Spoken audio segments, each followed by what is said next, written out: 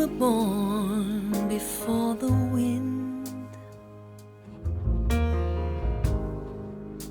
also younger than the sun. Yeah, the bonnie boat was one, and we sailed into the mystic.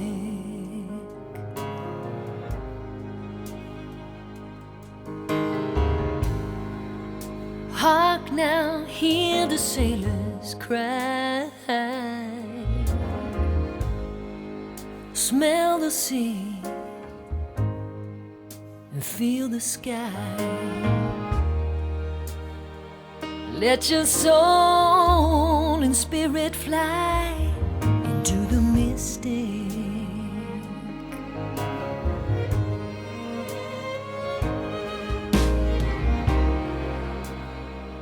When that foghorn blows, I will be coming home.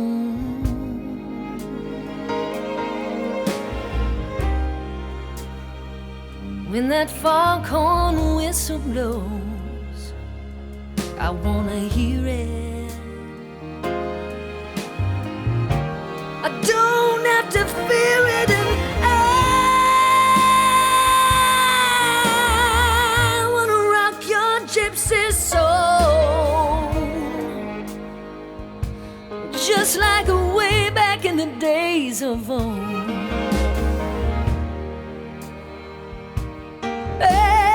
Magnificently we will flow to the mystic.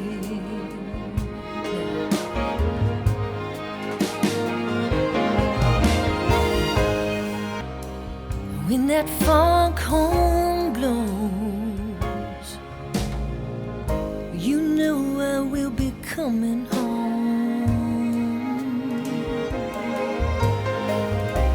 Ooh, when that foghorn whistle blows, I gotta hear it, yeah. I don't have to fear it, and I wanna rock your gypsy soul, just like way back in the days of old.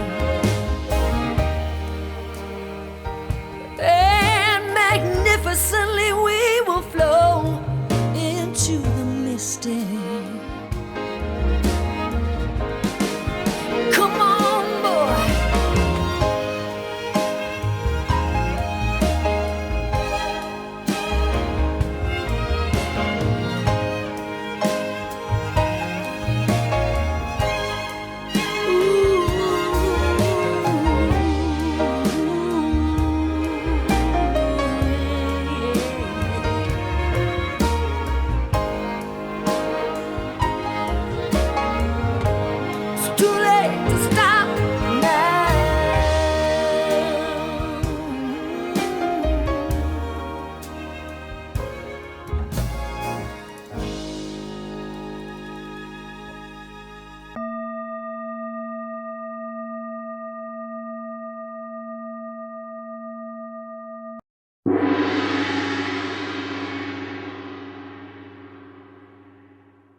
Our next speaker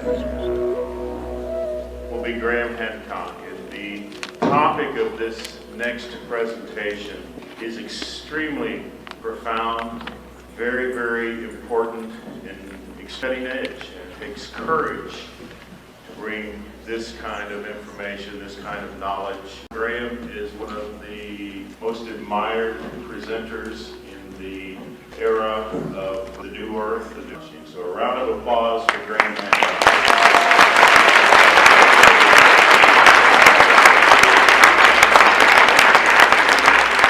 Thank you, ladies and gentlemen.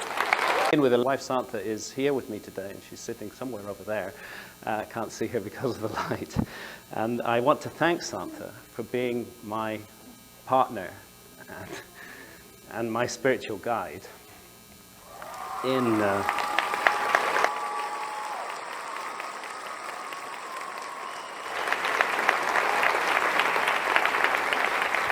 in all the adventures that we have had, whether it's been climbing to the top of the Great Pyramid or diving 140 feet beneath the sea, Santa's a photographer, and she took almost all the photographs that I'll show today. There are a few exceptions, and where there are exceptions, I've acknowledged the photographer in a subtitle. So there we were in Mexico, and the conventional theory has it that the Americas were peopled entirely by Asiatic people from across the Bering Strait during the Ice Age, when the ice connected what is now Alaska and Russia. And that this whole settlement of the Americas by these Asiatics took place not much more than 12 or 13,000 years ago. So it was very odd to find ourselves in La Venta, in the Gulf of Mexico, and to find statues and imagery of individuals who clearly were not Asiatic in any sense, but who were rather white-skinned and bearded Caucasian-looking people. And it's that imagery that's associated with the tradition of Quetzalcoatl, and one of them is here. I hope you can see him on the left-hand side of the screen. This is clearly not an American Indian. This is somebody with a beard with features that look distinctly Caucasian. And the imagery of the feathered serpent, which the Aztecs absorbed, also goes back to this period. Now, this period, La Venta, is dated to 1500 BC, 3,500 years ago. But I believe it's actually much older than that. And part of the theme of the talk I want to give you today is that archaeology has made some serious mistakes in the dating of particular monuments and sites, and has all too often handed over to the latest inhabitants of those sites work that was done by much earlier peoples. Also in Mexico, you find people with rather Semitic features like this. Again, clearly not a Native American Indian. And this is from Monte Alban, and also dates, orthodoxly dated, to about 3,000 years ago. And what about this chap? You know, I mean, again, look at that heavy beard. These heavy beards are not characteristic of Native Americans, and these Caucasian features. So it became a mystery to me. How do we explain this? How do we explain the legends and traditions of these visitors who were said to have come in a time of darkness and brought civilization after a great cataclysm? There are just so many such images all over Mexico. And those images also occur in South America. We came across them again in the high Andes of Bolivia, around the mysterious site of Tiwanaku, 4,000 meters up in the Andes in the Andes Mountains, about 14,000 feet. You come across this just this amazing site, which archaeology has attributed to the period of about 1000 BC, but this attribution is based on the excavation of less than 1% of the site. And all too often, where you're dealing with dating, what you're dating is organic materials. You can't actually date stone, but you can date organic materials, and there's a danger of contamination by later cultures, and actually what you're looking at is a site that's much older, but you're dating more recent organic material that has entered the site. So again, in Tiwanaku, we find these bearded, non-Native American looking peoples, and they're also associated with a myth, and that's the myth of Viracocha, or the Viracochas, who again came from across the sea in a time of darkness, bringing the gifts of civilization after some kind of fall that had affected humanity. Go over to Easter Island. I think everybody's familiar with the amazing stone heads of the Moai of Easter Island. And what's noticeable about them is these very prominent chins, you know. But actually, if you get up closer and take a look at it, you can see that these chins are beards, and that these are also bearded individuals. And one of the themes I want to explore concerning Easter Island is that it may have been radically misdated by archaeologists. Well, here's our gem, our jewel of a planet that the universe has gifted us with. What a privilege it is to be born in a human body and to live in this magical, enchanted realm, floating on the ocean of the cosmos, and to have the opportunity to learn and to grow and to develop here through many lifetimes, because we've all been here before and we're all struggling to remember. There was a time not so long ago when our planet didn't look quite the way it looks today, and that was called the last ice age. It set on about 125,000 years ago, and it reached its maximum extent, what's called the last glacial maximum, about 21,000 years ago, very recently in geological terms. And when the last glacial maximum was reached, gigantic ice caps sat on top of North America and of Northern Europe. And when I say gigantic, I mean huge. These ice caps were 2 miles deep. Can you imagine that? 2 miles of ice covering the whole North American continent, 2 miles deep. High as mountains, everywhere. What a different world it was. Where did that all that ice come from? Where it came from was the oceans. Came from evaporated water that was lifted up into the atmosphere, fell as rain and froze into ice in the cold, cold earth of that time. And as a result, sea level was much, much lower then than it is today, because all that water had been taken out of the ocean and frozen up onto those ice caps covering North America and, as I say, Northern Europe. So we must envisage a very different world. Areas that are densely inhabited and economically productive today were completely out of circulation. They were just total ice mountains, very cold, very arid. Nobody could live there. And areas that are underwater today, because when all the ice melted, sea level rose by 400 feet. Areas that are underwater today were above water then. And how can we get to grips with our past if we don't take account of these radical changes that have taken place across the surface of the Earth in the last 20,000 years? So here's the familiar map of planet Earth today. And we all know it. We all understand it. It's recognizable at the last glacial maximum, but if you look closer, there are distinct differences. There was, for example, no Red Sea. There was no Persian Gulf. Sri Lanka was joined on to India. There was an enormously extended Southeast Asia, a continent-sized landmass that was called Sundaland. By the geologists know it as Sundaland. And Australia was joined on to New Guinea. It was vastly larger. Everywhere the coastlines were greatly extended. Actually 10 million square miles of land that is underwater today was above water then. And 10 million square miles is about the size of Europe and China added together.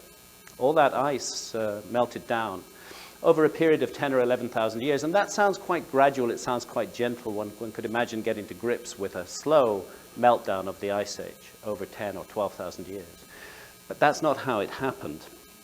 It happened in a series of gigantic episodes of melting, punctuated by long periods of stability. And the reason was that the ice accumulated in gigantic glacial lakes. The meltwater, accumulated in gigantic glacial lakes on top of the ice caps. And sometimes that meltwater would be present, growing and growing and growing for 4,000 years before the lake would burst its boundaries. And one of the mysteries is that these glacial lakes burst their boundaries simultaneously in Europe and North America. Some factor seems to have been at work, and you would just get this sudden flush of enormous quantities of water tearing down across the land, scouring the landscape in the way. I mean, in North America, the scablands of New Jersey, the Finger Lakes of New York State are remnants of these outburst floods, scouring the land and pouring into the world ocean and raising the level of the ocean very, very suddenly, very dramatically, by as much as 30 or 40 feet in some cases, almost literally overnight. Now you have to ask yourself, could we handle that today? If sea level rose by 40 feet overnight, Every coastal city was instantly flooded. You know, we find it difficult enough to deal with Hurricane Katrina or the Boxing Day tsunami, but this is a global disaster on an unimaginable scale. And it happened several times during the last ice age. And when it happened, it was accompanied by enormous episodes of volcanic activity and earthquake activity as well. Now, archaeology doesn't accept that any memory could have been preserved of these floods. That's why archaeology, when confronted by the phenomenon of more than 2,000 flood myths from around the world, prefers to believe that those are results of primitive peoples exaggerating little local floods in relatively recent history. And I find that completely unnecessary, because the fact is we had global floods between 21,000 and 11,000 years ago. And those global floods were on a horrendous scale. And that, I believe, is what is remembered in the flood myths from all around the world. And some of those flood myths are very familiar to us. One of the best known, I'm sure known to everyone in this room, is the story of Atlantis, of the lost civilization of Atlantis. Because in many, many cases, these flood myths, as they're called, don't simply say that there was a flood, but they say there was a civilization before the flood.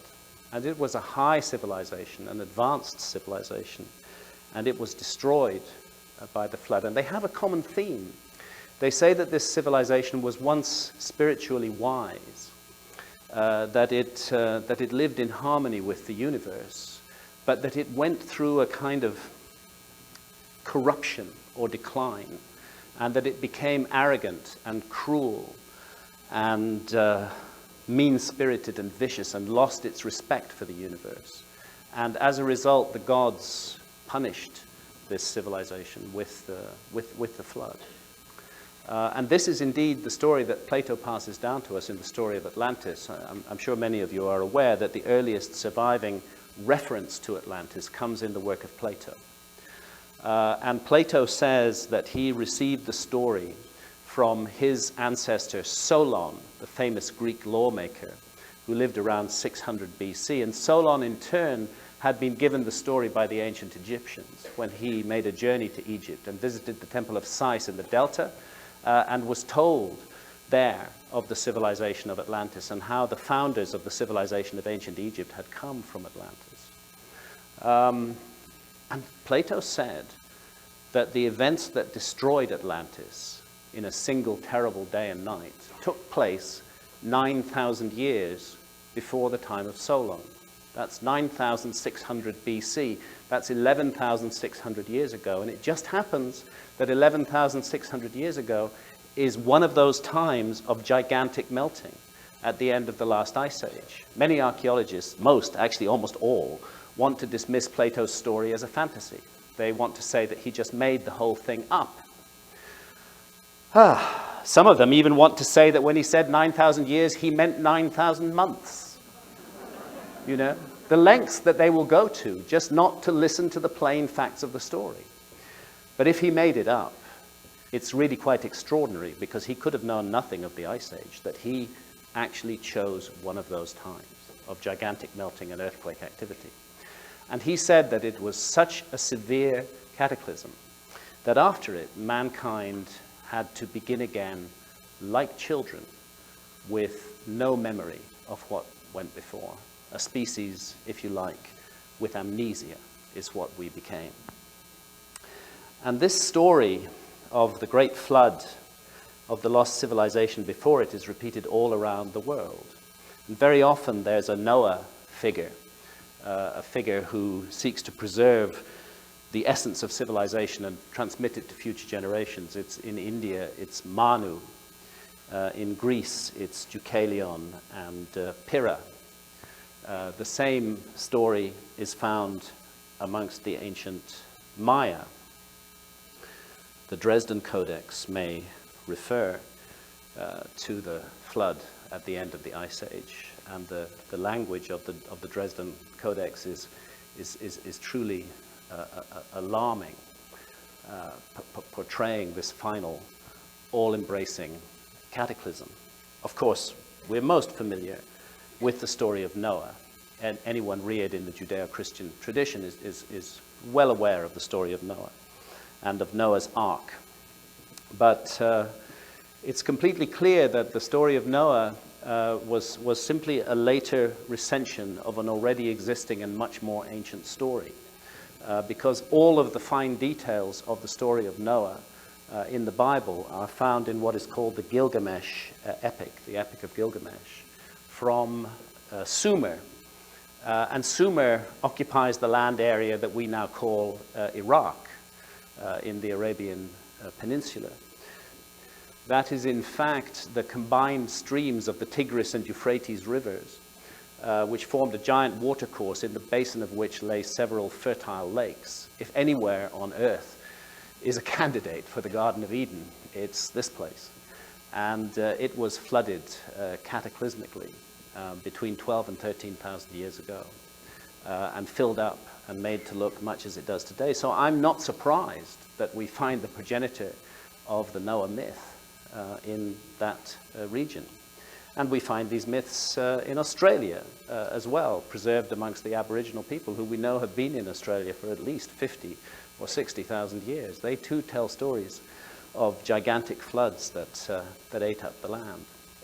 So contrary to the archaeologists, I'm not puzzled at all that we have memorialized these events in global myths and traditions. It makes perfect sense to me. Anything else would be odd. But what's more surprising is to find rather specific and clear references to this window of time between 12 and 13,000 years ago in a place like the Giza Plateau, where stand the three great pyramids of Egypt. I've been privileged to spend a great deal of the last 25 years in Egypt, and to get to know these monuments well. They've become a kind of second home to me. It's such a beautiful place, Giza. Again, I'm sure that many in this room have been to Giza and have been touched by its enchantment. There's the Great Pyramid of Giza, I'm showing you first of all the plateau. But there is the Great Pyramid of Giza with the last surviving wonder of the ancient world. And we're looking now up the southwest corner of the Great Pyramid of Giza. And should you wish to climb the Great Pyramid, which is illegal, that's the corner you want to go up. Santa and I have climbed the Great Pyramid five times, luckily. And we've learnt from experience that the southwest corner is the way to go, because it does provide you a pretty clear guideline. It takes about half an hour to scramble up there. It's got a 13-acre footprint, and it weighs 6 million tons, and it consists of 2.3 million blocks of stone. I mean, just everything about the Great Pyramid is massive, monumental, stunning, and extraordinary. And the three Great Pyramids do tower over the modern city of Cairo today. You can't fail to be reminded of them wherever you go in Cairo. Now, Santa took this photograph from an Egyptian military helicopter hovering over the Great Pyramids. And we're actually on the northeast side of the plateau here. And this is the village of Nazlet al-Saman that clusters around the base of the Great Pyramid. And you wander through the streets of Nazlet al-Saman at night, if you listen carefully, you can hear the sound of picks and shovels in the basements. That's because everybody's got archaeology under their floor.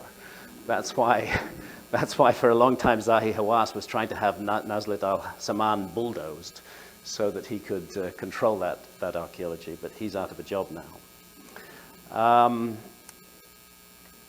we're looking from the northeast, and we'll now circle round to the west side over the Western Desert here. And here you can understand why the ancients said that Egypt is the gift of the Nile, because this is the Nile Valley here.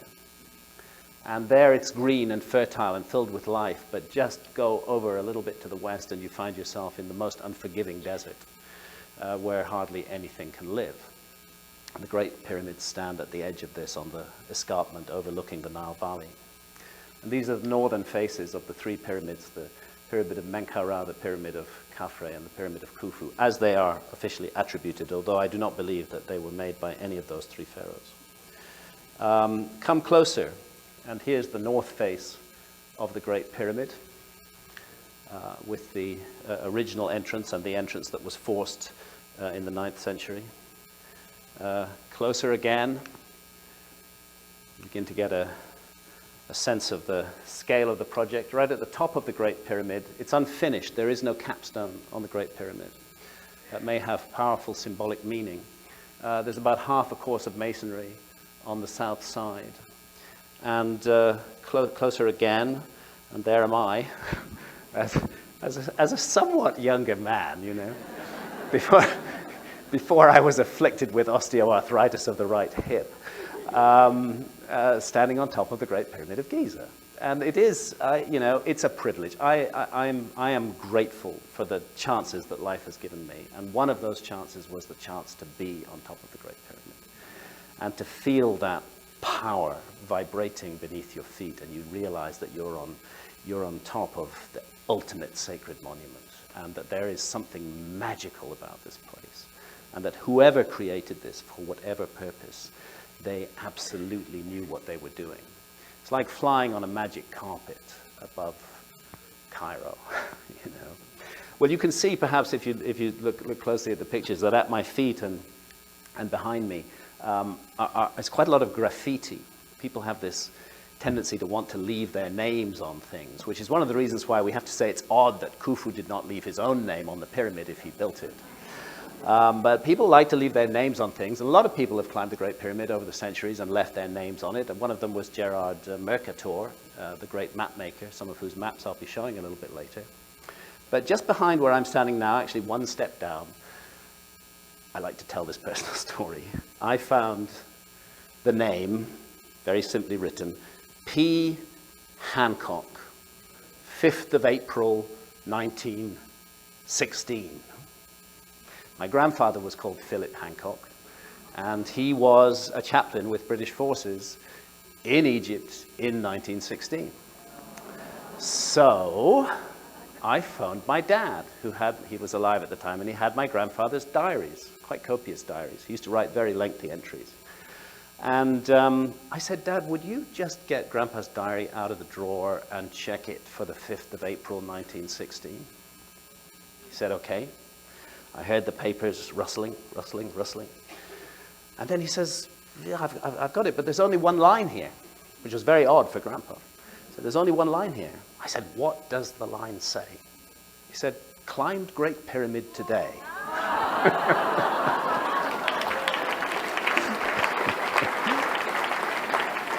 So, you know, a personal connection there, and it really means something to me. When my father, many years later, was dying of cancer, Santa and I brought him to Giza. Unfortunately, he wasn't able to climb the Great Pyramid, but I know it meant a lot to him. So here it stands, 6 million tons, 481 feet high, 13-acre footprint. And just by chance, if you'll believe the Egyptologists, it's positioned on latitude 30, 1/3 of the way exactly between the equator and the North Pole. Of course, I don't believe it's chance at all. I think it's very deliberately positioned there, because one of the things the Great Pyramid does is speak to our planet and speak of its connection with our planet. And therefore, it is positioned on a significant latitude, not a random latitude. And something else about this connection that you notice as you become familiar with it is its astonishing precision. that, we don't bother much with modern monuments. If somebody wants to make a monument face north, they can make it face roughly north. It's not so difficult to do. Everybody knows where north, south, and east and west are. But to take a 13-acre footprint monument weighing 6 million tons and align it to true north, within 3/60ths of a single degree, that takes dedication. That takes skill. That is a really difficult thing to do. And you could imagine the modern architect saying to his client, well, I suppose I can do it, but why on earth would you go to that trouble and increase the cost by so much? But there it is, almost perfectly aligned to true north. And something else about the Great Pyramid, a little more subtle, a little more arcane, is that it is in fact a scale model of the northern hemisphere of the Earth. This isn't immediately apparent because it is, after all, a pyramid rather than a sphere. But it is nonetheless a scale model of the northern hemisphere of the Earth in terms of its dimensions. And that is because if you take the polar radius of the Earth, as we know it from modern science today, and multiply it by 43,200, you get, if you take the height of the Great Pyramid and multiply it by that, you get the polar radius of the Earth. The polar radius of the Earth is 43,200 times larger than the height of the Great Pyramid. And the equatorial circumference of the Earth is symbolized by the base perimeter of the Great Pyramid. Measure that, multiply it by 43,200, and you get the equatorial circumference of the Earth. So all those centuries and millennia, when our ancestors did not know the measurements of the Earth, all they ever had to do was measure the Great Pyramid, multiply by 43,200, and they would have got the answer. And weirdly, Isaac Newton, who spent a lot more time studying the Kabbalah than he spent studying physics, knew this, because he sent John Greaves, a professor at Oxford University, to Egypt in the 1600s to measure the Great Pyramid, because Isaac Newton was convinced the Great Pyramid did encode the dimensions of the Earth. Don't know how he knew that. Greaves couldn't do the measurement because the pyramid was too deeply covered up its sides in sand. But there it is. It is a scale model. Now, Egyptologists are also aware of this, and they also say it's a coincidence. Total coincidence, just one of those accidents of mathematics and geometry. But if it weren't 43,200, if it were like 57,640, I might agree. But 43,200 is not a random number. It's a number that belongs to a sequence of numbers that are found in mythology all around the world. And those numbers, a very detailed study has revealed this, relate to a phenomenon called the precession of the equinoxes. Our planet is the viewing platform from which we observe the stars. And our planet has a very slow wobble on its axis. And that wobble is thought to be called by the competing gravity of the sun and the moon. There may be other explanations which would result in the same observable. But the observable is there, there's no doubt about it, this precessional wobble, rather like what happens to a spinning top when you set it spinning fast and it slows down, and then the top begins to gyrate. And that gyration, as the pointer of the top does this, that is precession. It's most noticeable at the North Pole. If you extend the polar axis of the Earth up to the heavens, today it points at the star that we call Polaris, our pole star.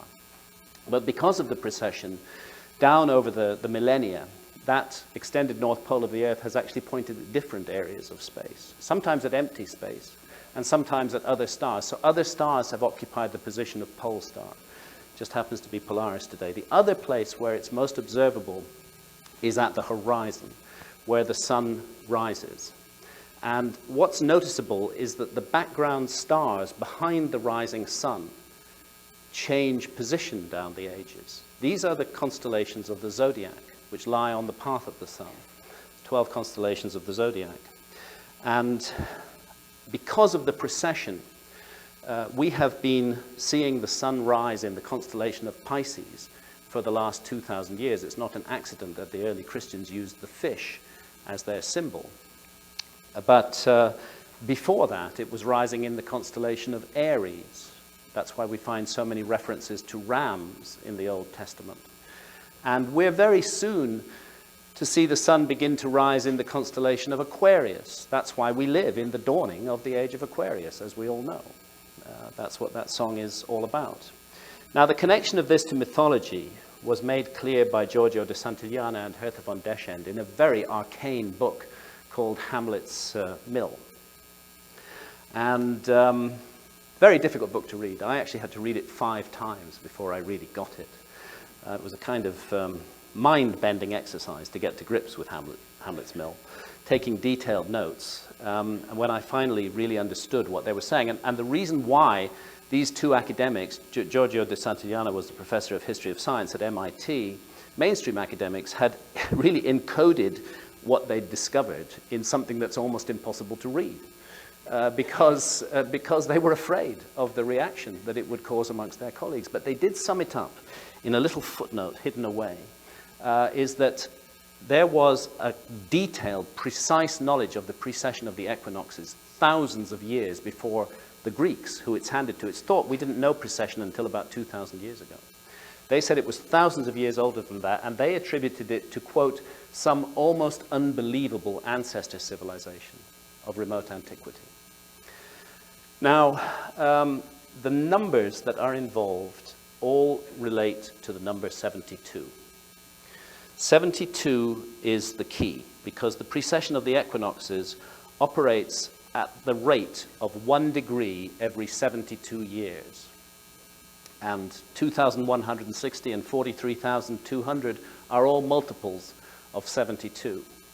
And in ancient mythology, and many, many other numbers as well, you can take 72 and add half of 72 to it, you get 36, you get 108, divide that by 2, you get 54. These are all numbers that are derived from the precession. You can add zeros to them, but the basic numbers remain the same. And what Santillana and von Deschend show is that these numbers, these very specific numbers, are found in mythology all around the world, in mythology going back to the dawn of human history, in deeply ancient documents like the Rig Veda, in the story of Osiris, who is captured by Seth and his 72 assistants. The famous Mayan calendar also contains precessional numbers, built indeed around precessional numbers.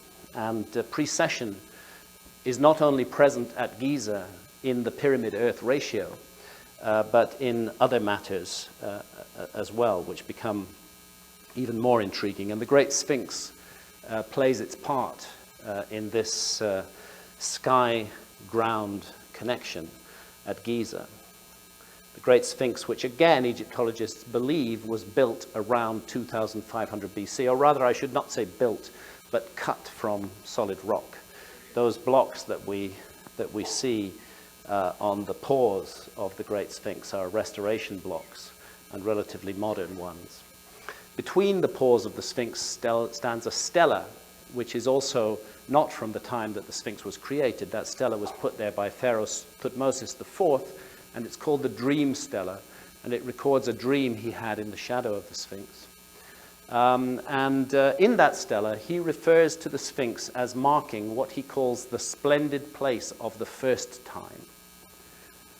The ancient Egyptians had this concept of the first time, when the gods walked the earth. They called it Zep Tepi. And it was considered to be very, very, very long ago, thousands and thousands of years ago. And the Sphinx is said to mark that point. Interesting. Now, Santha took this photograph from the back of the Sphinx. It's quite difficult, as anybody will know who's been to Giza, to get up onto the back of the Sphinx, but we did manage it once or twice. And so Santha stood on the back of the Sphinx in daylight to take this photograph. That's the back of the Sphinx's head, and the Sphinx is looking east.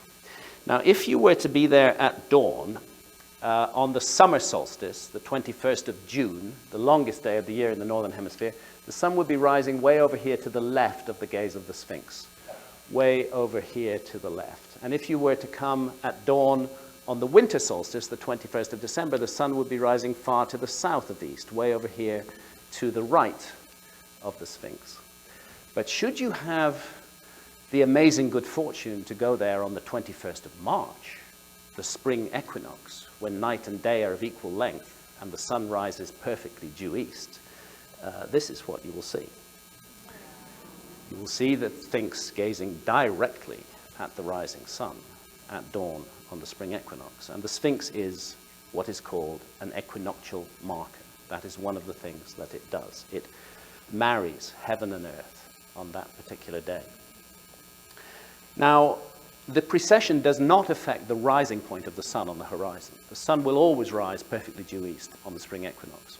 But what it does affect is the background stars behind the sun. Imagine yourself there an hour before dawn. The sky is dark. You see a constellation lying on the horizon. That constellation today, we're on the cusp between Pisces and Aquarius. And that is the constellation that's considered in ancient tradition to define the age, the epoch in which we live. And as I mentioned, because of the precession of the equinoxes, those changes, those constellations dance around behind the sun.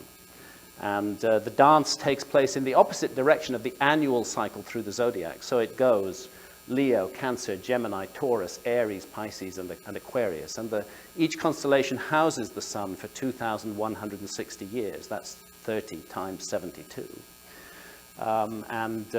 We live now at the dawn of the age of Aquarius. My friend Robert Bauval, with whom I've been privileged to write many books, has done more, I think, than anyone else to draw attention to the astronomical language of the Giza Plateau. And the fact that the three great pyramids on the ground represent three stars.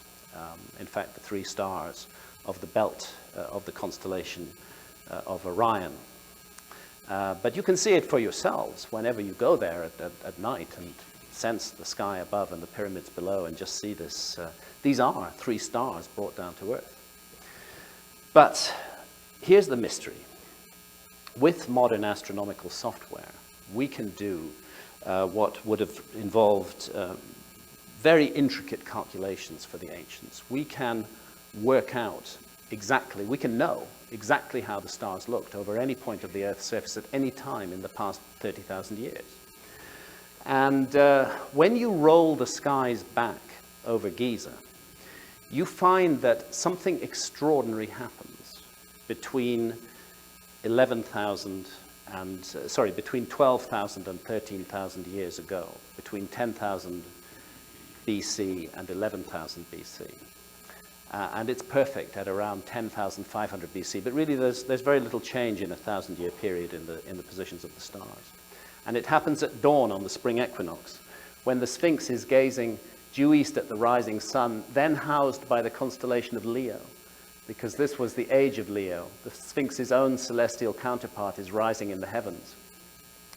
And the constellation of Orion at that very moment is lying due south on the horizon at the meridian, with its three belt stars mirrored by the pattern of the three great pyramids on the ground. And even the Sphinx is looking at his own celestial counterpart, or rather her own celestial counterpart. The Sphinx is looking at a lion in the sky. And that's one of the points that I want to make is that if the Sphinx was built in 2,500 BC, they should have built it in the shape of a bull, because that was the age of Taurus. It doesn't make sense to build it in the shape of a lion unless you're building it 12,500 years ago.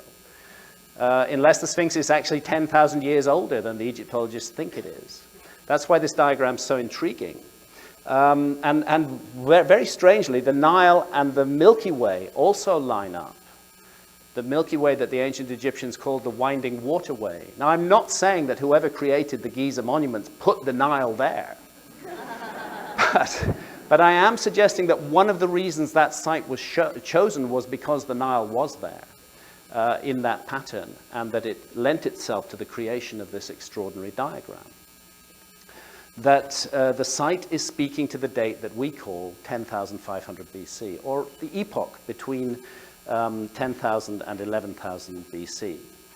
Now, I don't want to take the whole of the Giza Plateau away from the ancient Egyptians. The ancient Egyptians saw themselves as the inheritors of the gods of the first time.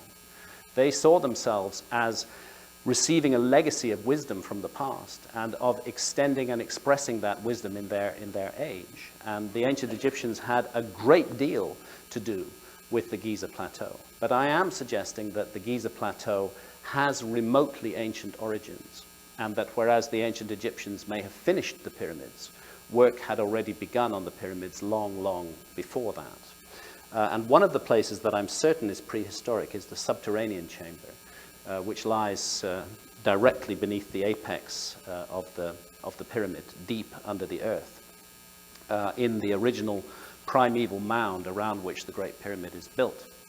I would say that the subterranean chamber is definitely 12,000 plus years old. And I would say that the same goes for the Great Sphinx and for the temples, the megalithic temples that surround it. These are part of the first phase of construction at Giza, dating back to the time that the ancient Egyptians called Zep Tepi the first time. And my colleague Robert Schock and John Anthony West were the first back in the early 1990s to expose the precipitation-induced weathering on the body of the Sphinx and on the trench that surrounds it, that these deep vertical fissures can only be the result of exposure to thousands of years of heavy rainfall. And you have to go back to the end of the last ice age to get that kind of heavy rainfall. It has not fallen in Giza in the last 5,000 years. So when the notion of a radically older Sphinx was being put before the public in the early 1990s, Egyptology and their friends in geology reacted with horror to the notion and said that any of us who were claiming that the Sphinx was 12,000 or more years old were obviously completely insane, because there was no other monument anywhere in the world that was 12,000 years old. Our ancestors 12,000 years ago were in the Upper Paleolithic. They were simple Stone Age hunter-gatherers. How could we be so ridiculous as to imagine that they could create anything on the scale of the Great Sphinx? Show me one other monument, one of those archaeologists thundered, which is 12,000 years old, and I might listen to you. But there is no such thing. That was the early 1990s. Well, there is such a thing now, and it's in Turkey, and it's called Göbekli Tepe. And you know what? A mainstream archaeologist found it, and he's called Klaus Schmidt, and he's with the German Archaeological Institute in Turkey. And he's done very thorough and detailed work. And it is clear that this megalithic site, which dwarfs Stonehenge, with megaliths of 20 plus tons, arranged in circles over an enormous scale with many more under the ground that yet remain to be excavated, is 12,000 and more years old. And furthermore, that it was deliberately buried like a time capsule about 10,000 years ago to await discovery in a later age. It's been discovered now. And apart from a few articles here and there, it's amazing how quiet the world of archaeology has kept about Göbekli Tepe, because Göbekli Tepe truly is a bomb. It is the fingerprints of a lost civilization. You can't create something like this, you know, without a background. You have to have experience. You have to have knowledge of working and moving stone. And there it sits, the oldest stuff the best, 12,000 years old, coming out of nowhere, just appearing suddenly. Well, of course, there's a background to it, and of course it provides a context for the Sphinx. And we now have to consider that other monuments around the world may have been misunderstood. Göbekli Tepe opens the door to that, perhaps even the famous monuments of Easter Island, which are thought to be, you know, 1,400 years old at most, maybe even less than 1,000 years old. Is it possible that these gigantic statues belong to an earlier epoch, and that a later culture came along and re-erected some of them on relatively simple platforms, leaving others on the ground? Easter Island is a magical and wonderful place. And if you go up to Rano Raraku crater, you'll find a whole forest of heads sticking out of the ground. And you might imagine that, you know, they're just buried by a few feet, because if they're only 1,000 years old, sedimentation would only bury them, you know, by a few feet. But actually, Thor Heyerdahl excavated some of these statues back in 1955, and that's what he found, that they go down 30 feet under the ground. And Robert Schock has recently been there, the geologist from Boston University who did the work on the Sphinx, and he's calculated that that sedimentation has taken thousands of years to come into position. And there's something else as well, maybe a coincidence, may not, is here's Göbekli Tepe, and this big megalith has actually got hands carved into it, and those hands cross in front of the belly like that, just as do the hands of this statue here and this statue here. Very, very curious. And there's something else at Easter Island, which is up on the Orongo headland, where you find the Birdman effigies. This bird figure carved into the rock, part human, part bird. I can't quite see it over there, but there it is. And an island offshore where there was an ancient ritual where the islanders would swim out to bring back an egg from the island. And the same symbology of the Birdman also appears at Göbekli Tepe, complete with an egg. I think at the very least there's something that requires further investigation going on here. That's where Göbekli Tepe sits in Turkey. And it looks tremendously like gigantic stone circles that are found on the island of Malta, where Santa and I have done a great deal of work. This one is called Menidra, and the archaeologists date the Menidra stone circles, temples, to about 5,000 years ago, a little bit older than Stonehenge. And they get very upset if you suggest that they might have got things wrong, and that the megalithic structures of Malta may be much, much older than that, like Hagar Im. See, today when we need to move around those megaliths, we have to use cranes and high technology, but somehow in deep antiquity the work was done without that technology. So Malta is known for its sun and sand, but it does have this amazing megalithic culture that's really worth paying attention to. And of all the Maltese structures, the one that I find most fascinating is the Hypogeum, which is actually underground, carved out of solid rock, with these amazing full curves cut into the rock walls with gateways and tunnels and passageways. Very, very beautiful place. And there's something, a place of meditation for sure. There's something about those curves which is reminiscent of some of the statues that are found on Malta, which are of goddess figures, the mother goddess. These statues are found all over Malta, and the archaeologists again want them to be no more than 5,000 years old. It would be difficult for them if they were more than 5,000 years old, since they insist that the temples have to be 5,000 years old. But actually the goddess figure as a notion is far, far older than that. We know that it's an Upper Paleolithic notion, that it goes back 26, 30, even 40, close to 40,000 years old, these goddess figures. So is it possible that the Maltese goddess figures are actually that old, much, much older than they're said to be? I'm inside the Hypogeum here, and on the ceiling above me are faded imagery in red ochre. And there's more of those images. But it wasn't just patterns. Up until a few years ago, there was painted in ochre on the walls of the Hypogeum a creature that is referred to as the bison bull, a typical Upper Paleolithic cave painting, actually. But there it is on the walls of the Hypogeum, until the director of the National Museums of Malta came along and scrubbed it off the walls. And this has been exposed by an amateur archaeologist called Anton Mifsud, who happens to be the chief pediatrician at the main hospital in Malta, but a very dedicated amateur archaeologist. And he's got the evidence for this, and he dug it out and he presented it, and he had me present the evidence to the Malta museums, and I sum up the letter that I wrote to them there on the screen. And we pushed this evidence at them again and again and again, and they just stonewalled it and refused to comment. They didn't even come back and say, no, it didn't, it never happened. They just shut up completely.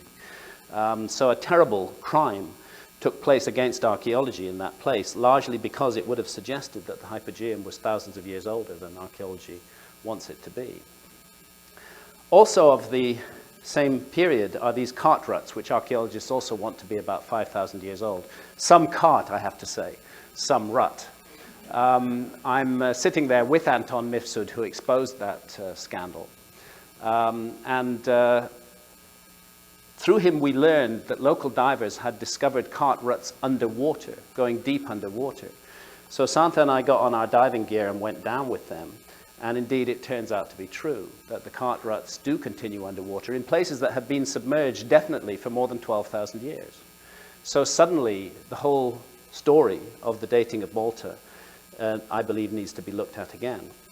This amazing site now, to jump to the other side of the world, is in Japan. It's not widely known that Japan has an ancient megalithic culture. But this monument called Ishibutai, which Santa photographed during the cherry blossom season, is one of the megalithic sites of Japan, a major tourist attraction today. Nobody knows how old it is, but it's built on a gigantic scale. And up here on the mountainside near Asuka is this curious megalith, which they call Masado no Iwafune, the upside-down boat stone. Nobody knows how long that's there either. As far as records go back, it's referred to, but nobody knows who put it there or when. Beautifully carved on the top, but when you go around behind the structure, you can see how the stonemasons did their work.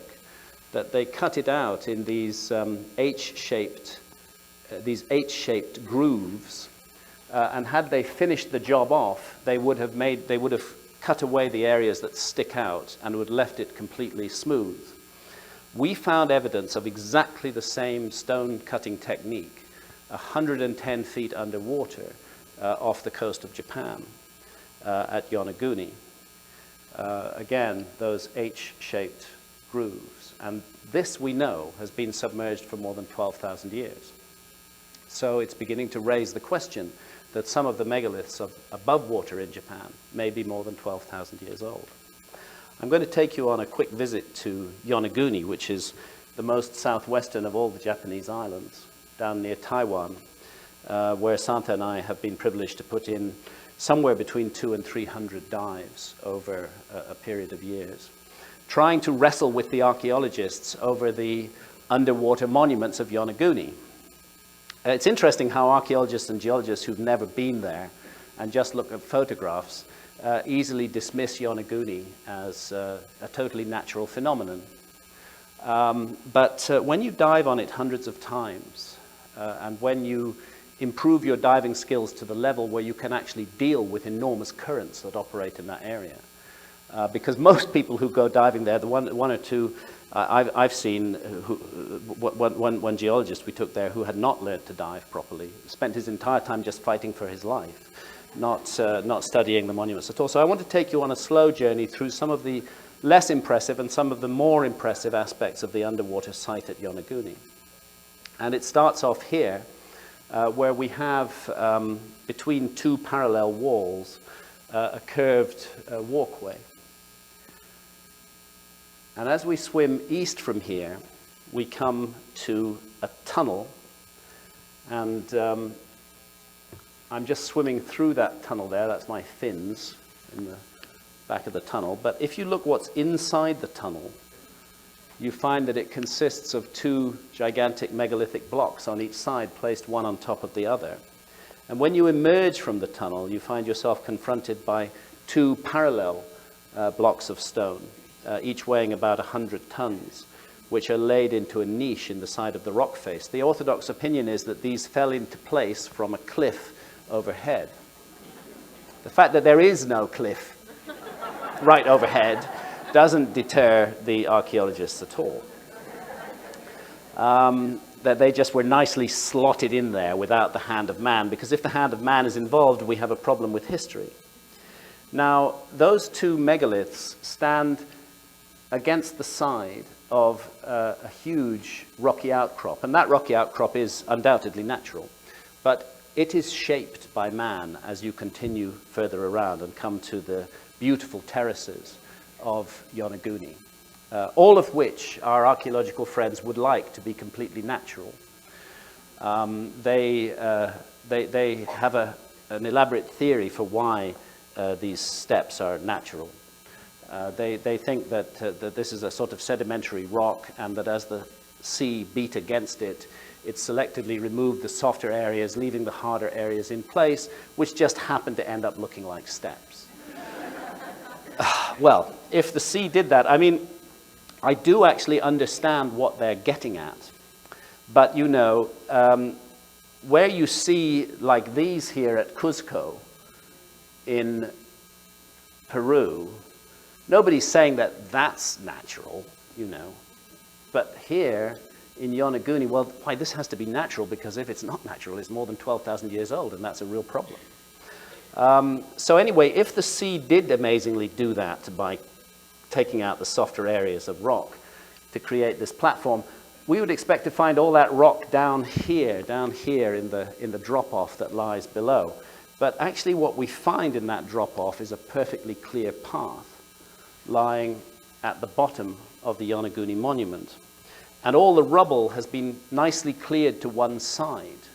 And that, to me, says the hand of man, definitely not the hand of nature. One of the other strange anomalous imagery that were found in Mexico alongside those bearded Caucasian faces are the distinctively African faces, the famous Olmec heads. And I've placed one here for perspective beside this underwater face that's found at Yonaguni, which has 2 eyes, a nose, and a mouth. Just want you to take a look at that underwater face, which actually is oriented perfectly due south. It's on enormous scale. It's quite an awesome place to dive, actually. And when you get close to the eyes, you find that they have pupils in them. And those Olmec heads all wore headdresses. And a very similar headdress is found on this underwater face down here. You can see the remains of the headdress quite clearly in this picture, just around there. And my goodness, if nature did all of this, it certainly went to great lengths to define the head from the outcrop out of which it emerges, and helpfully cleared away everything around it so that there was a complete sort of ceremonial platform in the area. Japan has stone circles too. A couple of stone circles shown here. The larger ones are not so large, and there are also very small ones made of little river stones placed on the ground, dated to around 4,000 to 5,000 years old. But underwater off Japan, there's a gigantic stone circle, one of the most impressive monuments I've dived on anywhere in the world, and it's off the coast of Okinawa, in the southwest of Japan. Yonaguni's down here. Here's Okinawa, and off the Kerama group of islands, at a depth of 110 feet, you come to this huge stone circle underwater, which interestingly has those little river stone circles clustered around it as well, exactly like you find in the sites that are supposed to be 4,000 years old above water. This too is a difficult dive. Sometimes we've had to wait there for 5 or 6 days to be able to get down on it. The sea's been so bad, the currents have been so intense, you just get swept away and find yourself suddenly half a mile away from where you mean to be diving. But on this occasion, when Santa took this photograph, and I'm there holding the video camera, as you can see from the bubbles, there was no current and it was very calm. It gives you a sense of the scale of the thing, and the way that we have a central upright surrounded by surrounding megaliths, all carved out of solid rock. No way on earth the sea did this. And the way, for example, that the outer megalith here, the inner curve matches the outer curve of the central upright. Really quite striking. So let's remind ourselves of the position of Southeast Asia at the end of the last ice age, 21,300 years ago. And we see that the island of Taiwan was actually joined onto mainland China at that time, as I suspect mainland China would still wish it to be today. And interestingly, Taiwan, which is very near to Yonaguni, has a mysterious megalithic culture. There are megaliths all over the island of Taiwan, quite striking ones. Nobody knows how old they are either. But we went there because local divers drew our attention to an underwater wall lying off the west of Taiwan. And that's that wall, very imposing structure with battlements, with a patio in front of it. And when you get up close, you find that this is no natural feature, that this is made of individual blocks of stone which have been put into position to create the wall. So I've spoken of Japan and Taiwan, and now I want to talk a little bit about ancient maps. Because there's one ancient map dating to the 1400s, which was drawn up from copying older source maps, and which also incorporates certain prejudices of the 1400s, which is really weird, because this map shows us the Atlantic Ocean. It's the Atlantic Ocean over there, and that's Spain there. That's Spain over there, in the Mediterranean Sea, and North Africa, the coast of North Africa coming down here. But in the Atlantic Ocean are positioned these two huge islands called Satanaze and Antilia, which don't exist in the Atlantic Ocean. In those days, for those few people who did credit the world with being round, the notion was that if you sailed west from Spain, you would come to Asia. You would come to China. That's what Columbus believed when he set sail. He believed he was going to discover China, going to come a new route to China. And as is well known, two large island systems lie off the coast of China, and those are Japan and Taiwan. And that's what these two islands show. They show Japan and Taiwan, but mislocated, according to the prejudices of the time, into the Atlantic Ocean. Robert Fuson, the professor of geography at South Florida University, has clearly established that these are images of Japan and Taiwan. But what he didn't get into is images of Japan and Taiwan when. And let's look first at Antilia.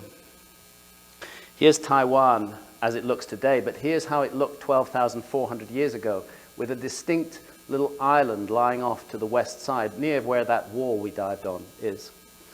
And there's Taiwan, and there's Antilia, and that distinct island is shown in exactly the right place on the Antilia map, not as it looked in 1424, but as it looked 12,400 years ago. And Japan was one island during the Ice Age, not the three main islands, but one island, with a deep inlet here and here, exactly as we see on this image of Satanaze. So it seems that somehow these maps are preserving imagery of Japan and Taiwan as they looked during the last Ice Age. Well, here's map-making technology of the Middle Ages. Very beautiful, but you don't want to navigate by it. These are called the TO maps, from their O-T shape. And the T is actually, what happens in these maps is the east is up.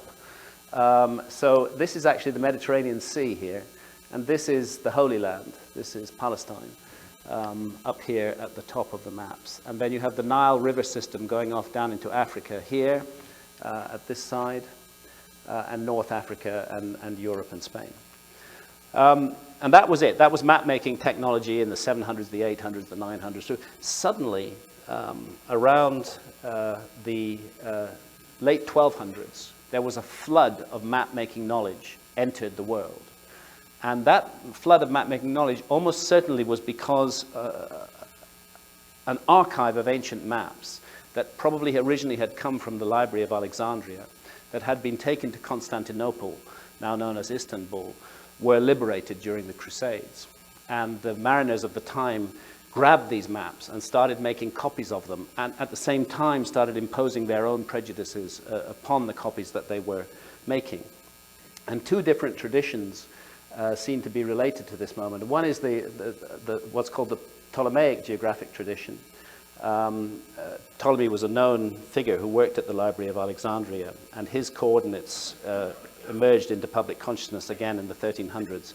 And the other is the so-called Portolan tradition, which comes out. And these are maps, mainly maps of Europe now. The world maps seem to have been thrown away, which incorporate astonishingly accurate latitudes and longitudes. And the great work on this was done by Charles Hapgood in his Maps of the Ancient Sea Kings, a book that I would highly recommend everybody to read. But I just want to take a look at a few of these anomalous maps, like this Waldseemüller world map of 1507, which shows Southeast Asia vastly extended and not as it appears today, but rather as it appeared at the end of the last ice age.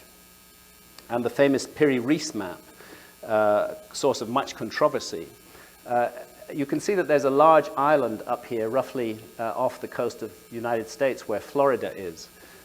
This large island here. And I don't know if you can see that on that large island is depicted a row of stone blocks running right up the middle of the island. But those stone blocks, I'm fairly sure that island doesn't exist today. Those stone blocks, I'm fairly sure, are the Bimini Road, the famous Bimini Road that we have dived on many times. The other feature of the Piri-Reis map is, again, controversial, that it seems to show Antarctica, that the southern tip of South America is extended down into another landmass. And Piri-Reis tells us in his own handwriting on the map that he based this map on 100 older source maps that he copied from, he compiled and put together. Antarctica, the problem is, was not discovered by our culture until 1818. It was unknown to our explorers until the early 19th century. So here's Antarctica as we know it today, but maps that were not based on copies of older source maps, maps based on current knowledge from the early 1800s, show Antarctica like this, as nothing. There's just nothing there at the South Pole at all. So it's weird that when you go back some hundreds of years before that, to the 16th, 15th, 14th centuries, you find maps that show Antarctica pretty accurately. And what all these maps have in common is that they are based on older source maps, now lost to us. That's the Orontius Phineas map, and here's one of those Mercator maps, again showing Antarctica. And even some astonishing details, like this little island off the coast of Ireland, shown on a 1513 map, this little island off the coast of Ireland here called High Brazil. You'd need a time machine if you wanted to discover that island in 1513, or indeed today. But it did exist in exactly the right place between 12 and 13,000 years ago. That's when it was submerged at the end of the last ice age. So go back to Giza.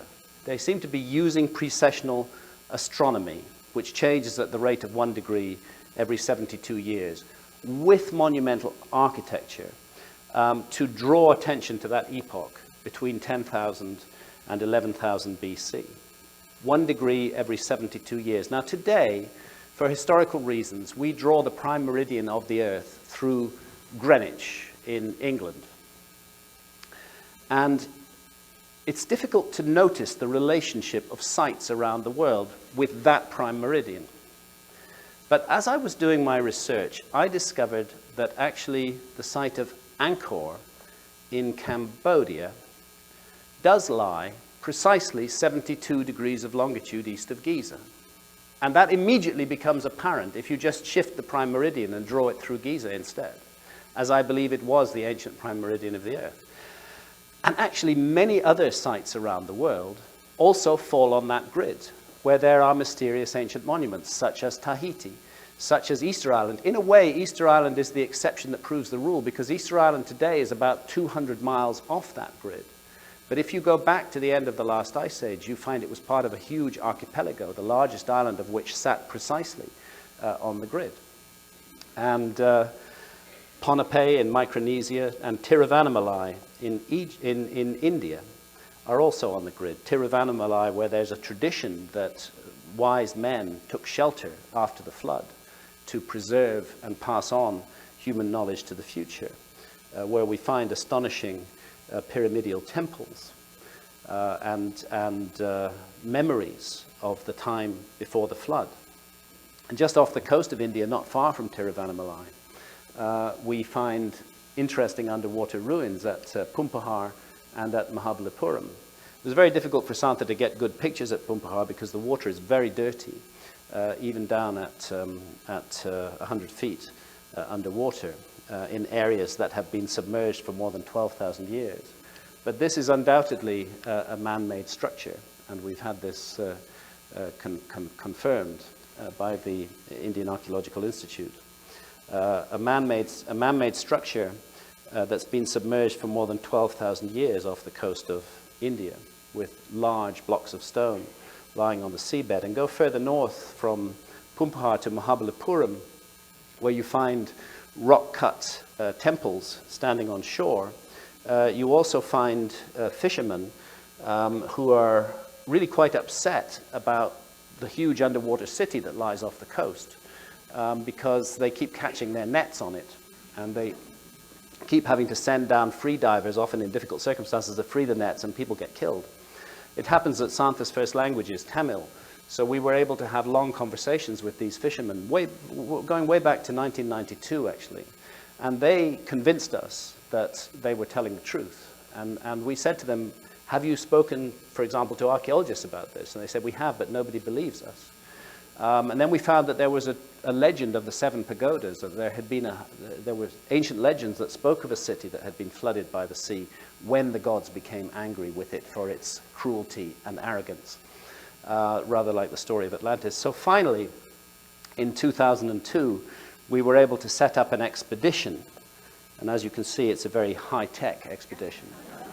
And with the Scientific Exploration Society in Britain. And off we went to Mahabalipuram, and we asked the fishermen, tell us where to dive. And they said, dive here. So we dived there, and immediately we found their city. We found huge blocks of stone. We found walls, some submerged in sand, lying under the seabed, and extending over vast distances, up to 5 kilometers out from shore. There I'm putting my dive knife between 2 of those blocks of stone. And we had Indian archaeologists with us, actually diving with us. And this is a city, you know. So we thought that this was going to be the beginning of a new epoch of exploration. But it wasn't. Actually, what happened was it profoundly embarrassed the Indian archaeologists that foreigners had been involved in making this discovery. And we weren't allowed to go back and dive there anymore. And the whole thing just stopped dead until the Boxing Day tsunami, when the bay in front of Mahabalipuram was emptied out for half an hour. And many people saw the city underwater. They couldn't keep quiet about it any longer. And since then, there has been some very low-level research going on. But to my intense frustration, that research is taking place only in the intertidal zone, down to depths of 15 feet. And they're not going out 5 kilometers, where we've seen these amazing, complicated structures. So again and again, we are a species with amnesia, and those who are responsible for memorizing our past keep on covering it up. Like in the Gulf of Cambay, up here, where side-scan sonar shows the remains of 2 huge cities underwater at a depth of more than 120 feet. Gigantic rectilinear structures on the bed of the sea. Again, 2002, up till today, no diving whatsoever has been allowed on the site. I don't get it. Let's just jump over to Ponape in Micronesia on the grid over here, the site of Nan Madol, very famous, beautiful temples above water on the island of Ponape in Micronesia. But these structures that we see above water also continue underwater into this bay. And they initially look like the structures above water. But as you dive deeper and deeper, down to 120 feet beneath the water, and as the water gets murkier and murkier, enormous columns and pillars start to appear. And that's when you think about the local legend as this silty water is in your face. That's when you start to think about the local legend of the underwater city that's guarded by 2 gigantic sharks. And you think of those sharks coming at you out of the murk and the gloom. And so it continues. Columns and pillars underwater, some of them fallen. And this fallen column greatly resembling megalithic architecture on the island of Tinian, which is in the same general vicinity and was in fact the island from which the American nuclear raids on Japan were launched. Those are the megaliths on the island of Tinian. I'm suggesting that the whole megalithic culture of the Pacific may have been radically misinterpreted, and that we may be looking at something much, much older than we believe we're looking at. Let's finally go to Angkor, 72 degrees of longitude east of Giza, that significant number, where we find 72 major temples, all of them orthodoxly dated to just over 1,000 years ago, and I don't actually dispute that dating. What's happened at Angkor is that temples have been built on temples have been built on temples. This site has been sacred since time immemorial, and what we're looking at when we look at the temples of Angkor today is the latest incarnations of a much, much, much more ancient tradition. Like the famous Angkor Wat. Again, Santha got this photograph from a military helicopter. Pretty scary ride, I have to say. Something out of Apocalypse Now, actually, just flying.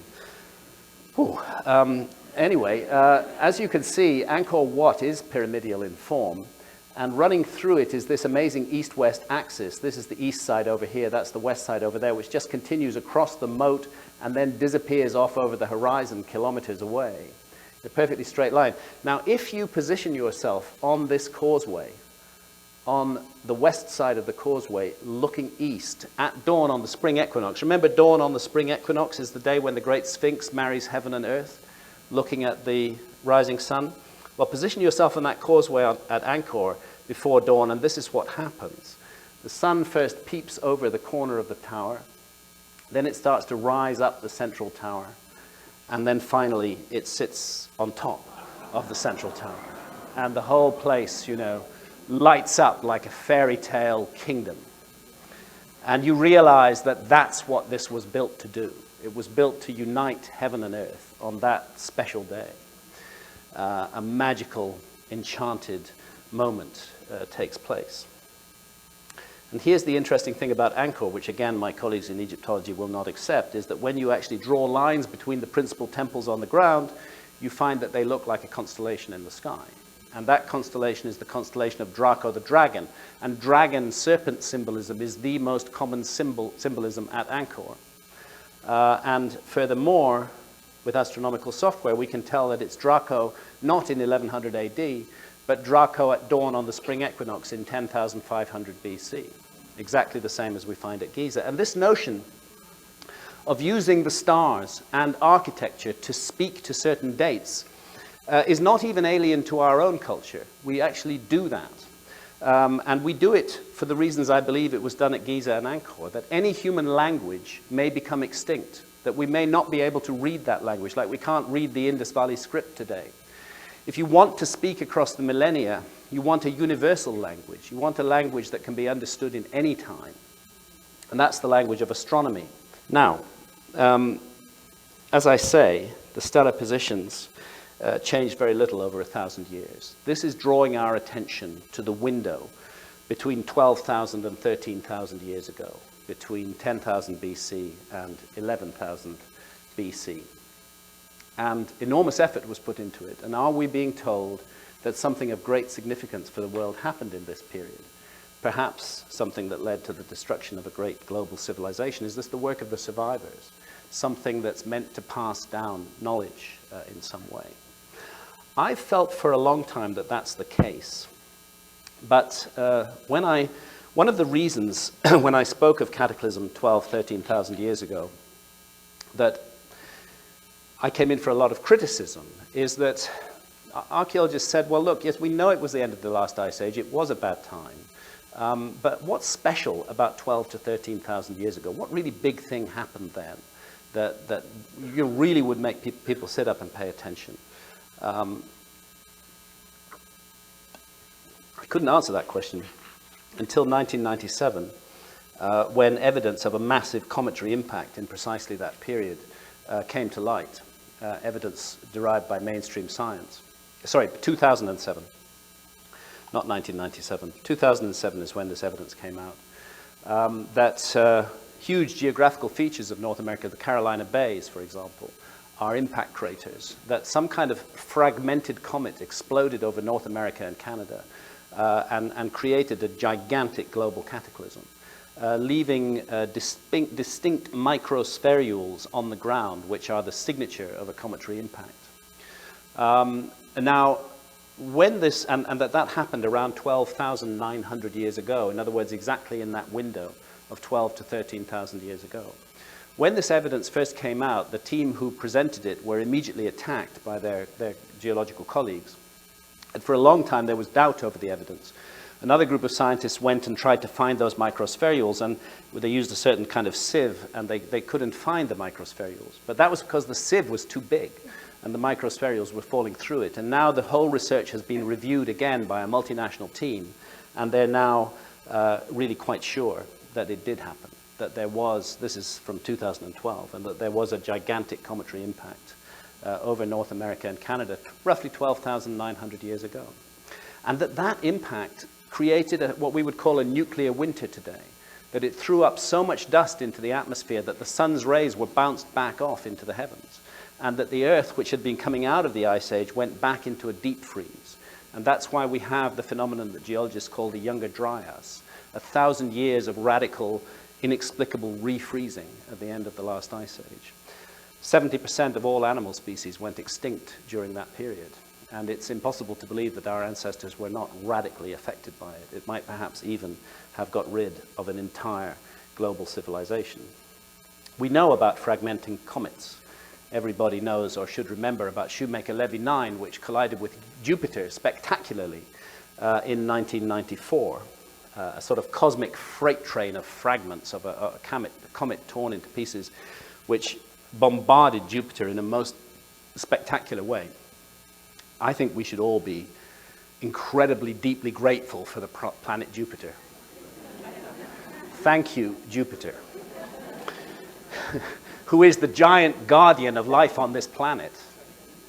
Not by accident that the ancients called Jupiter a god. With its huge gravity and its enormous dimensions circling in the outer solar system, what Jupiter does is it sweeps up those comets and asteroids that would otherwise make life on Earth impossible. It protects us from those bombardments, but every now and then, as we know, despite all the efforts of Jupiter, a comet or an asteroid gets through. The KT event that resulted in the extinction of the dinosaurs 65 million years ago, for example.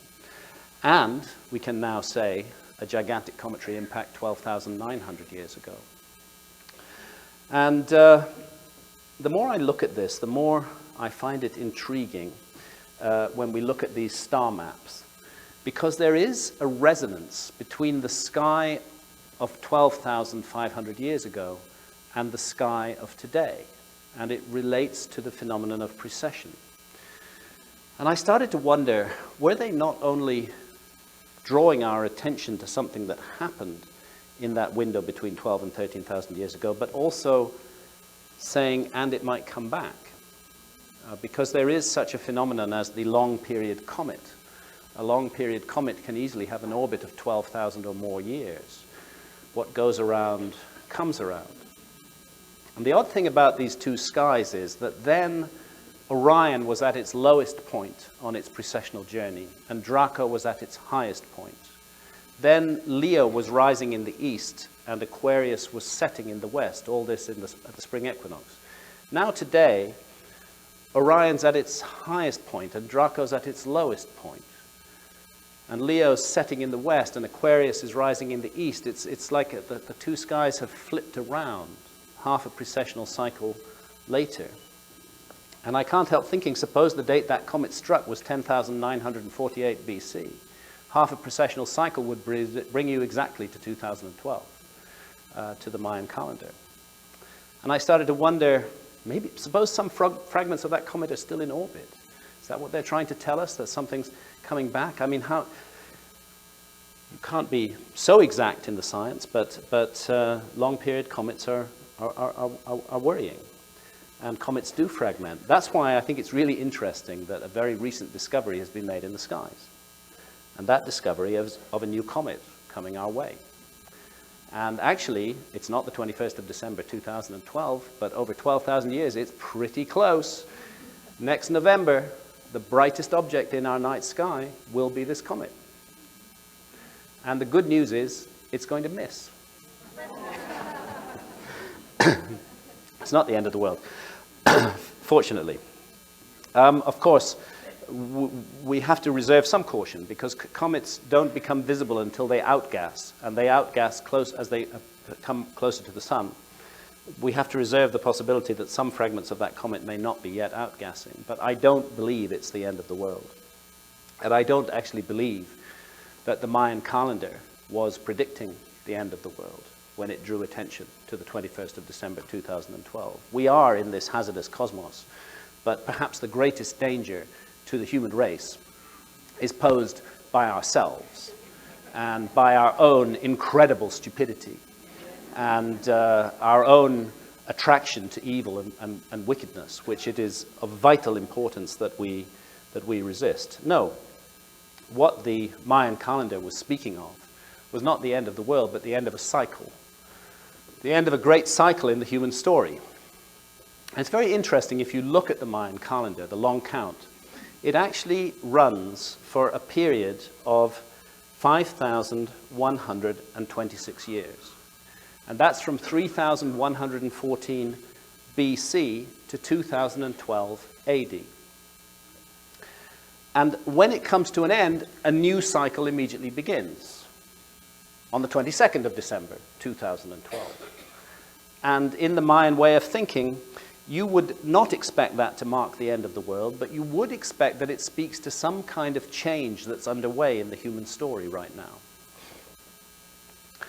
And what's interesting about these dates is that if you go back to 3000 BC, that's the beginning of a particular period of the human story. That's when the first great cities are built, as far as we know. That's when we get the birth of the hierarchical, centrally dominant, organized religions. That's when we get the beginnings of the notions of the great corporations. I would say the last 5,000 years have been the epoch of the big, centralized, hierarchical, dominant organization.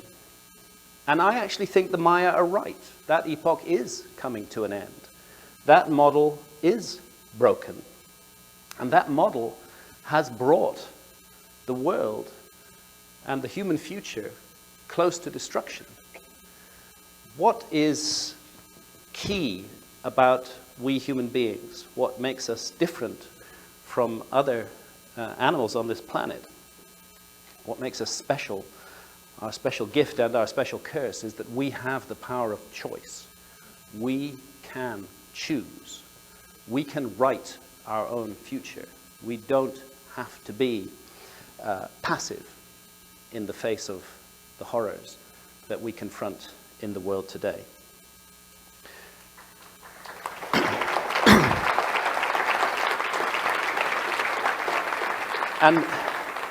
And what I see waking up all around the world is indeed the birth of a new human consciousness. I do think we live at the beginning of a new epoch. I am actually enormously optimistic for the future, not pessimistic at all. I think that we do live in a dark time. We do stand on the edge of an abyss. But we don't have to step over it, and we can put the lights back on. And many of us, confronted by the wickedness and cruelty of the world, feel powerless as to what can we do, what can I do, what can I, a single individual, do to change anything of all those gigantic horrors out there. And it's true, actually, that it's difficult as an individual to change big structures. But you know what's not difficult as an individual? And that's the decisions and the choices you make about your own life. There we are powerful indeed. There we may choose one path or the other. We may choose to live for love if we want to. It's up to us. And that's what I think is most missing from the world. Not a shortage of oil, not a shortage of water, not a shortage of money or of any natural resource. It's a shortage of love. That's what's missing in the world.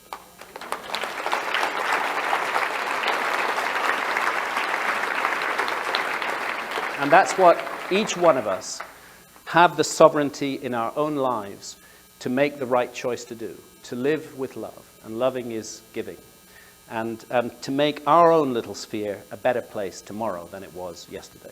And if every one of us does that and makes those choices and wakens up to the sacred gift we've been given to live on this planet, then I think the future will be bright indeed. Thank you, ladies and gentlemen.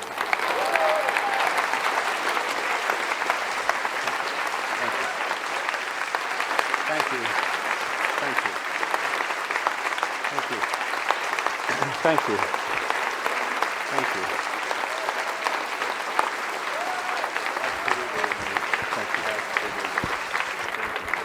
Oh, my love, my darling, I've hungered for your touch. A long, lonely time,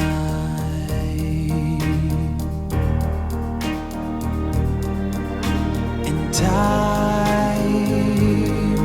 goes by so slowly, and time can do so much. Are you still mine?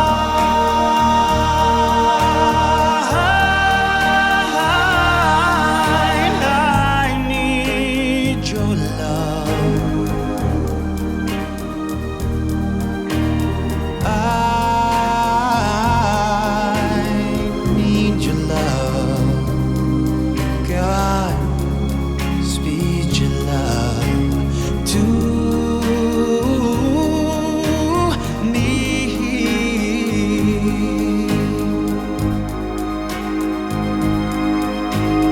Lonely rivers flow to the sea, to the sea, to the open arms of the sea. Yeah, lonely riverside, wait for me, wait for me.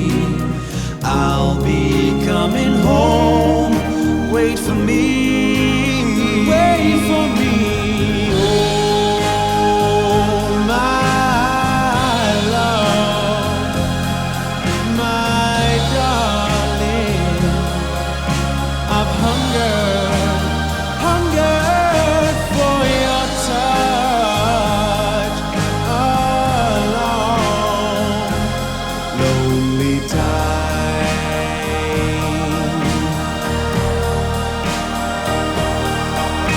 and time goes by so slowly, and time can do so much. Are you still mine?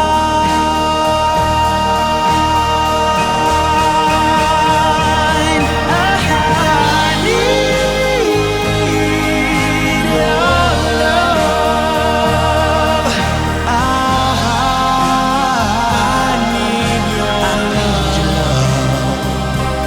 Godspeed your love, speed your love to me. Yeah. Oh.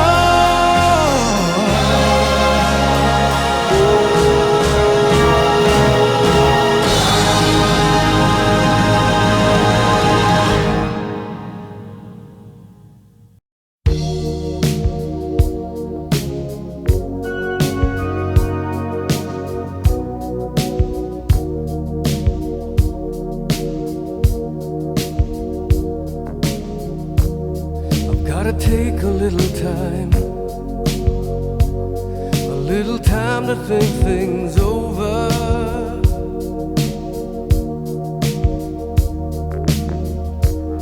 I better read between the lines in case I need it when I'm older.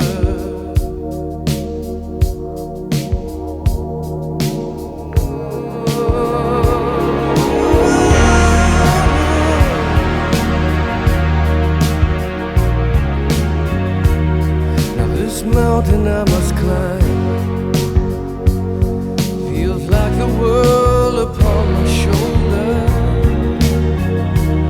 but through the clouds I see love shine. It keeps me warm as life grows colder. In my life there's been heartache and pain. I don't know if I can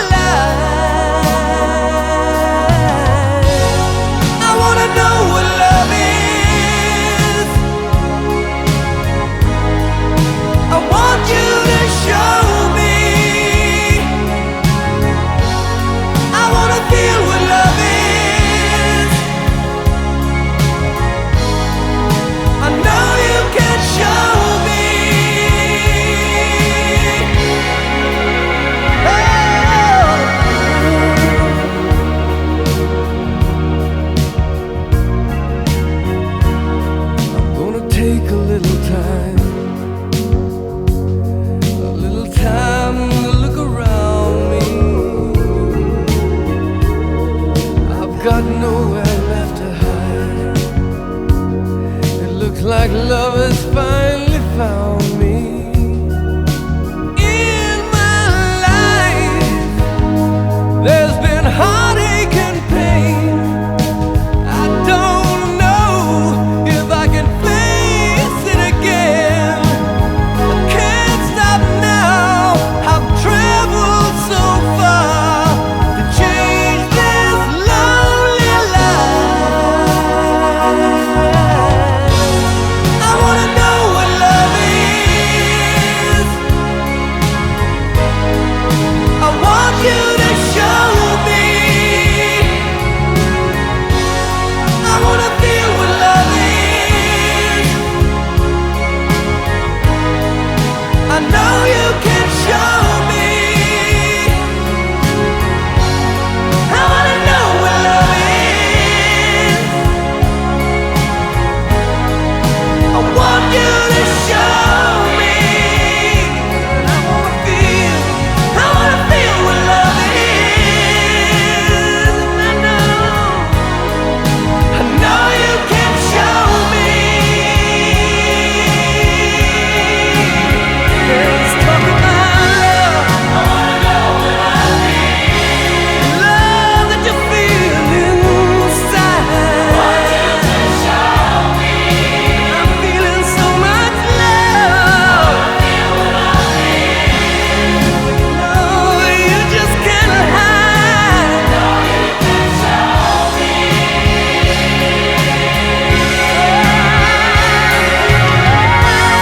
I wanna know what love is. Let's talk about love. I know you can show me. I wanna feel it.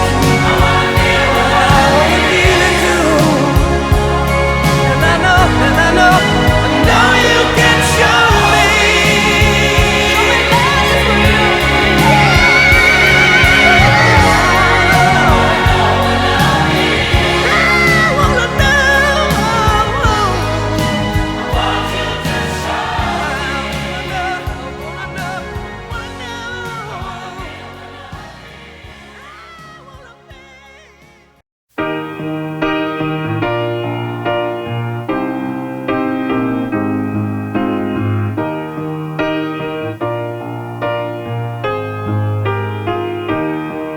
When I find myself in times of trouble, Mother Mary comes to me, speaking words of wisdom